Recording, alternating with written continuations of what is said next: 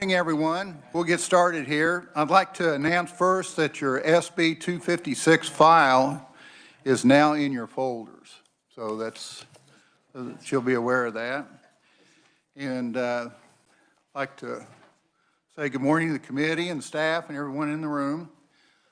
First of all, I'd like to introduce, if you'd raise your hands, I've got a group from Greenwood County here, which is in my district that I'm very proud of. So thank you for being here. Okay, we will open the hearing on Senate Bill 24.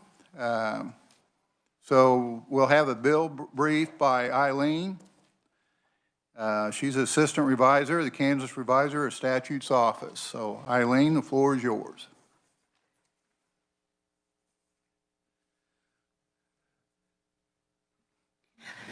Thank you, Mr. Chair and members of the committee. Senate Bill 24 amends KSA 40-2,194 pertaining to mandated coverage for autism spectrum disorder.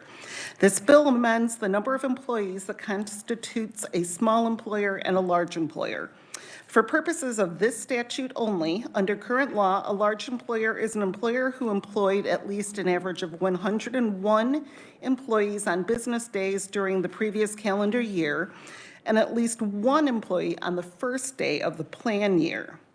The bill would change the required average number of employees from 101 to 51. Again, for purposes of this statute only, under current law, a small employer is an employer that employs at least employs an average of at least 2, but not more than 100 employees on business days during the previous calendar year, and at least one employee on the first day of the plan year. The bill would change the required average number of employees from 100 to 50, and would require a small employer to have 2 employees on the first day of the plan year.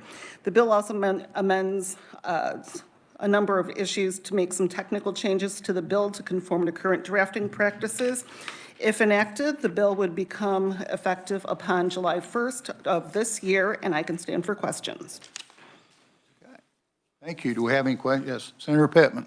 Thank you, Mr. Chairman. Eileen, is this done anywhere else where we change the number that would refer to a large versus a small employee, or would this be the first time this would be happening in terms of just having that number change for one statute? I believe there is a greater policy in effect here, and that would be something that the proponent can speak to. Okay, do we have any other questions, committee? Okay, thank you, Eileen. Okay, we have an oral proponent, which is Eric Turek, Director of Government and Public Affairs, Kansas Insurance Department. Eric, welcome to the committee. Thank you, Mr. Vice Chairman, members of the committee, and Senator, I'll be sure to address that question. Senate Bill 24 it's simply put a cleanup bill on the department's legislative agenda. The bill is extremely simple, though, as you may ascertain, it's a little bit complex, the bill itself, and the concepts behind the bill. So, and simply put, this reconciles the definition of small employer. And you have my written testimony. I won't be reading from that, but I will touch on a lot of those items. So there are 2 statutes within Chapter 40 that refer to small employer, specifically about the health benefits that small employers small employers and large employers that they have to provide to their employees. The first is KSA 40-2209D. That's the general health insurance statute concerning this. That refers to employers as 2 to 50. And then the statute KSA 40-2,194, that refers to small employers as 1 to 100. And so there's a little bit of history as to why those are different, and I will get into that in a little bit. That happened about 7 to 8 years ago, but this bill just reconciles the 2, it harmonizes the 2, and so if you look at my testimony, you can see that there is a timeline of sorts. I won't speak to every single component on here, but principally, this really started in 2010 with the Affordable Care Act. Essentially, there was a trigger in the Affordable Care Act whereby on January 1 of 2016, their definition of small employer would change from 2 to 50 to that upper threshold would change to 100. And so in order to meet not necessarily comply, but with the Affordable Care Act, but to meet that threshold, the legislature passed House Bill 2325 that passed borderline unanimously that changed that definition. And the whole reason why they changed that definition is because in current law, if there's any benefit at the state level that is mandated that's not outlined in the Affordable Care Act, the state has to defray those costs or essentially pay those costs. And so that definition change, small employer was 2 to 50, and moving that to 1 to 100, essentially we're just talking about a group of 51 to 100 employers who employ that many people, who the state would have to cover just for the coverage of the diagnosis and treatment of autism spectrum disorder. So the legislature made that fix so the state wouldn't have to pay for that benefit for just that small group of people. Well, once the legislature adjourned in 2015, just a couple months later, Congress passed the PACE Act, or Protecting Affordable Care for Employees Act. That essentially took that trigger away. So come January 1, 2016, the definition remained the same at the federal level, but we changed the definition at the state level just for the autism statute. And ever since then, the statutes have not been in alignment, or I'm sorry, those definitions have not been in alignment.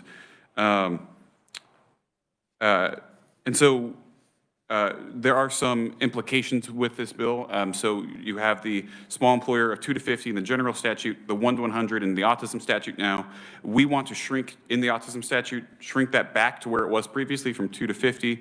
What that essentially means is that employers of 51 plus, I'll back up a little bit here. Employers of 101 plus in current law, they have to provide the coverage of autism for their employees. We are moving that back to 2 to 50. So essentially 51 plus now employers, they have to cover autism. So we're just talking about the 51 to 100 employers.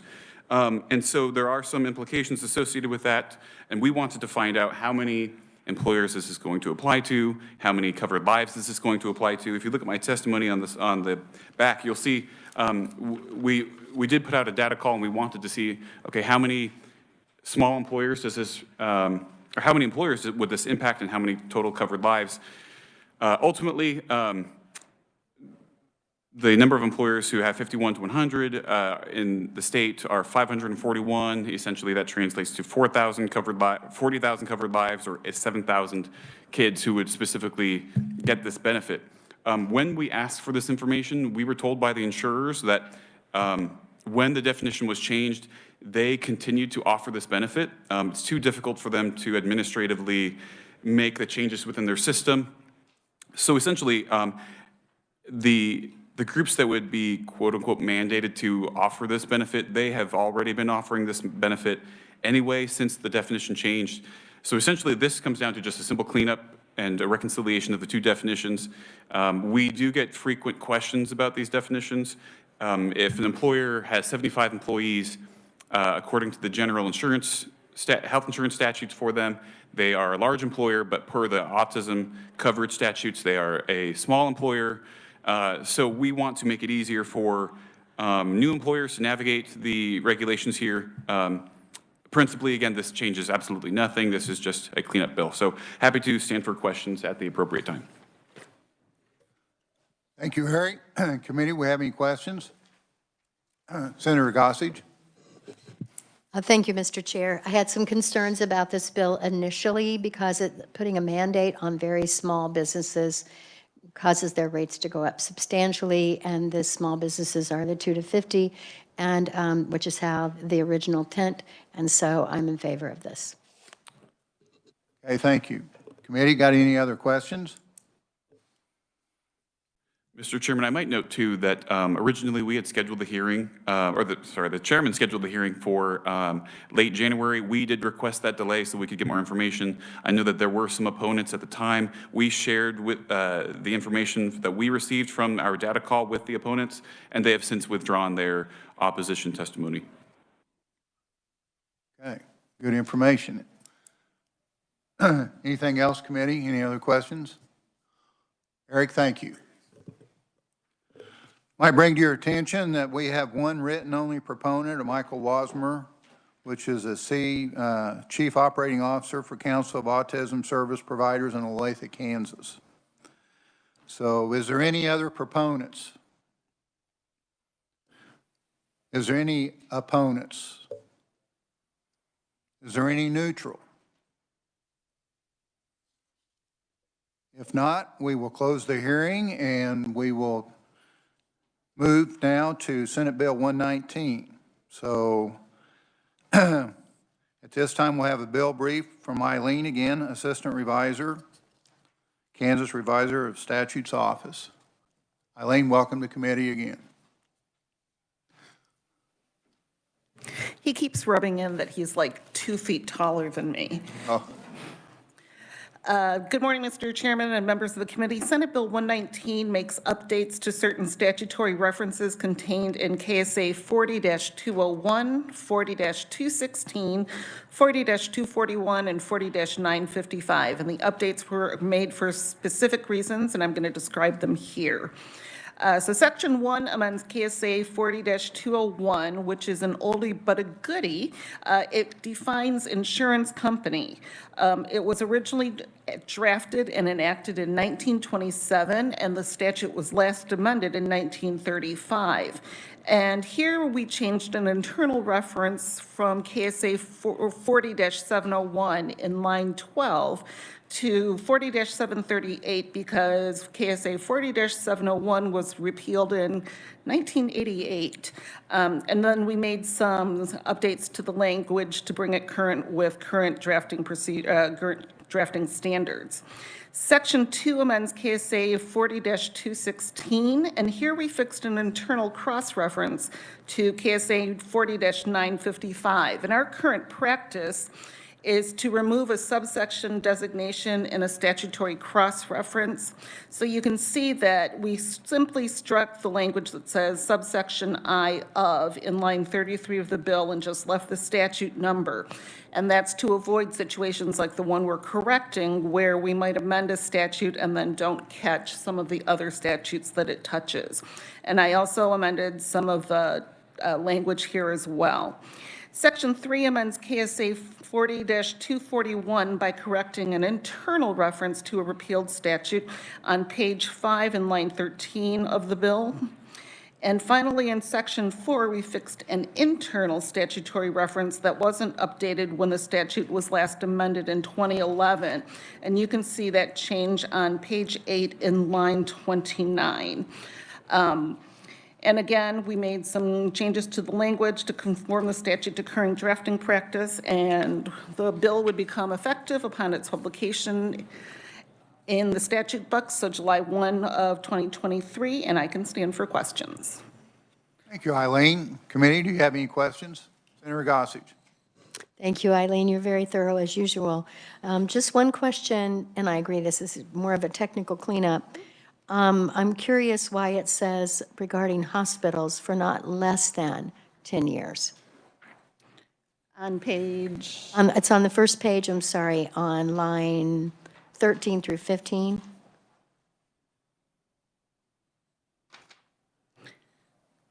Okay, so that is a which that correction. I see. And it's purely made for grammatical purposes. It's my favorite kind of witch hunt. I see, because it said 10 years or more, and you said for not less than 10 years. Correct. And that is just current drafting practice with the language, but the language before was the which that correction. Thank you. Committee, we have any other questions? If not, Eileen, thank you very much. At this time, we will have oral proponents, which is Eric Turek, again, Director of Government and Public Affairs, Kansas Insurance Department. Eric, welcome back to committee.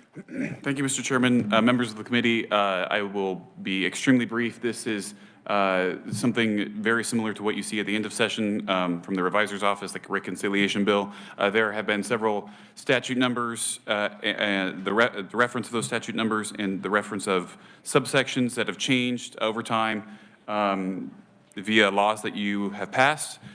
This honestly has no substantive change. It just reconciles where those subsections have moved and where those statutes have moved. It just makes those changes accordingly. Happy to stand for questions. Committee, is there any questions? Good job, Eric. Okay, do we have any other proponents on the bill? Do we have any opponents? Any neutral? If not, we will close the hearing. And committee, is there any other announcements? We'll have a meeting tomorrow. The chairman will be back, so. We're working bills tomorrow, yes. With that, the meeting's adjourned. Thank you.